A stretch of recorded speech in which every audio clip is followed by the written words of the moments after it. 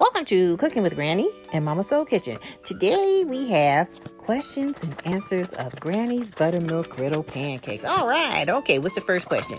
They are asking, do you have any other kind of milk that you can use for this recipe? Yes, you can use any kind of recipe or any kind of milk that you want for this recipe.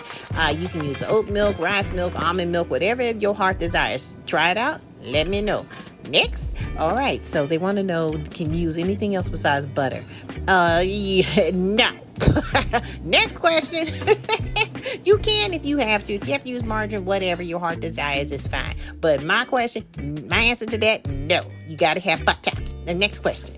All right. So the next one is, what's your favorite kind of maple syrup? My favorite is Miss Butterworth. Miss Butterworth is always in the house.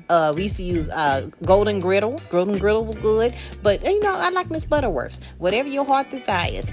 Follow us on YouTube for the recipe and for more.